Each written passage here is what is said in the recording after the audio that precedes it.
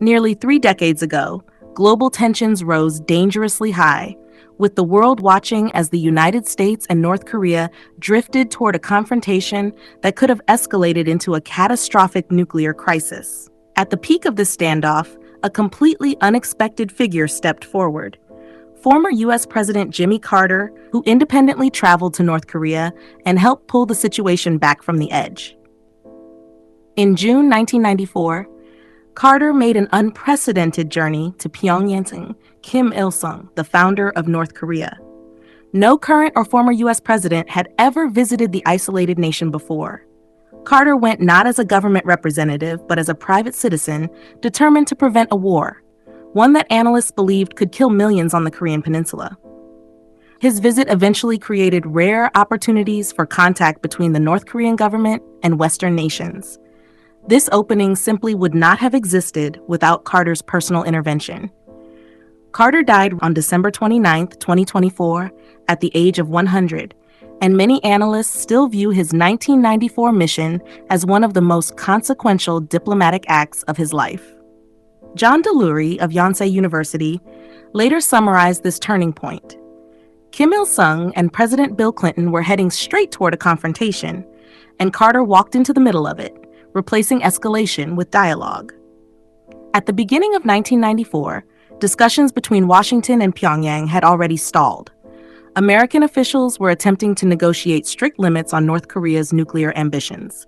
U.S. intelligence agencies, however, believed Pyongyang was not only hiding nuclear activities, but possibly preparing to produce weapons-grade material.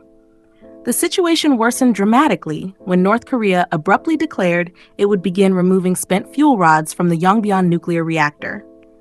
This action violated earlier commitments requiring all such activity to be monitored by the International Atomic Energy Agency, IAEA.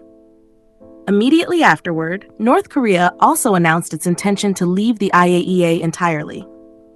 These developments convinced many in Washington that Pyongyang was racing to develop nuclear weapons. Negotiations ended on the spot. The U.S. responded by preparing a package of measures, including a push for UN sanctions and reinforcement of American troops in South Korea. Years later, American officials openly acknowledged they had seriously examined military options, including targeted airstrikes on Yongbyon.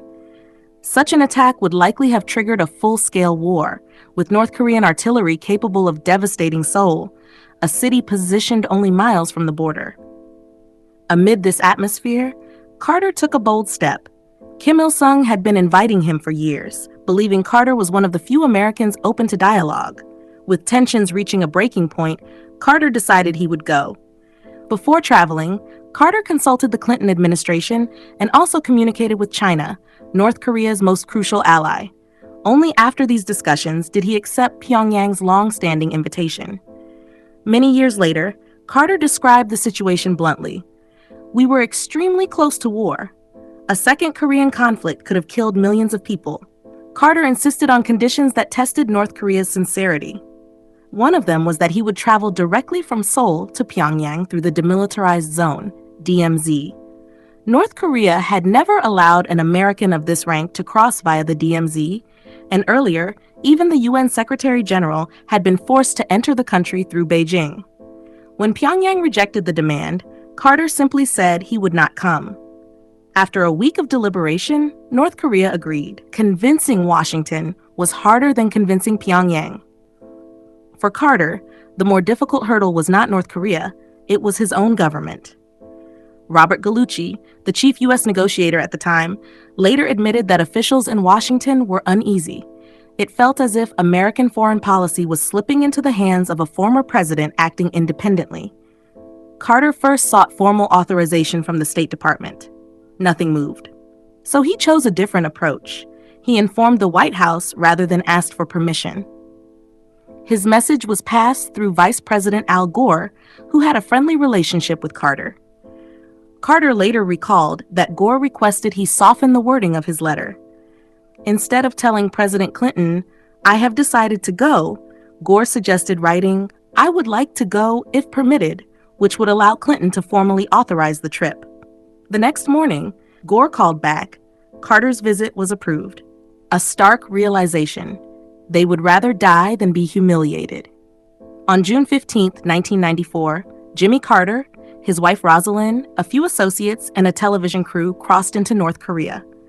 The upcoming meeting with Kim Il-sung carried deep personal weight. Carter later admitted that he had disliked Kim Il-sung for half a century. During the Korean War, Carter served on a submarine in the Pacific, and many of his colleagues died. He believed Kim Il-sung bore responsibility for igniting the war. But upon arrival, Carter was treated with a level of respect and gratitude that surprised him. Over several days, Carter and Kim Il-sung met repeatedly. They toured Pyongyang, engaged in lengthy talks, and even went on a boat trip aboard the vessel used by Kim Jong-il, Kim Il-sung's son.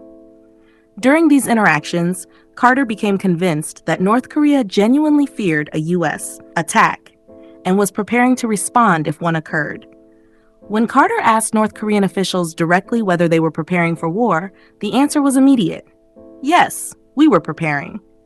They explained that if their country was attacked, they would feel compelled to retaliate regardless of the consequences. Their reasoning was rooted in a deep cultural interpretation of honor, loyalty, and devotion to their leader. Carter later described it this way: "It was clear they would sacrifice themselves to protect their honor. The outcome would have been catastrophic." Carter presented several major American demands: reopening negotiations with the U.S., holding talks with South Korea, discussions related to military deployments and troop issues, cooperation in recovering the remains of American servicemen buried in North Korea. Kim Il-sung accepted all of them. The most critical element became the foundation of what would be called the agreed framework. Under this arrangement, North Korea would freeze its nuclear program, the Yongbyon reactor would shut down, IAEA inspectors would be allowed to return. In exchange, the U.S. and its allies would help build light water reactors, which could generate energy but could not be used for weapons. However, when Carter relayed the proposal to Washington, there was hesitation. Some inside the Clinton administration were unsure, others were skeptical. So Carter took an extraordinary step. He delivered the details live on CNN, making the negotiations public. This left Washington with almost no choice but to follow the path he had already set. Many officials were furious at Carter for bypassing protocol, but Carter insisted that transparency was the only way to avoid a disastrous war. At the end of the trip, the White House requested that Carter tell Kim Il-sung that sanctions remained an option. Carter refused. During a boat ride with Kim Jong-il and Kim Il-sung, Carter assured them that Washington had paused its push for UN sanctions.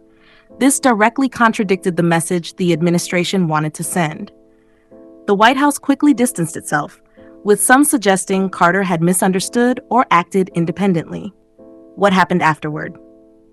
Despite internal anger in Washington, the agreed framework held for almost a decade. During this period, the Yongbyon reactor remained inactive, and North Korea's production of weapons-grade plutonium stopped. The agreement nearly collapsed when Kim Il-sung died of a heart attack on July 8, 1994, the day before negotiations were to resume.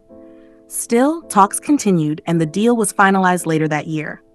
Robert Carlin, a former U.S. intelligence officer, later commented that Carter's most difficult task wasn't dealing with North Korea. It was persuading his own government.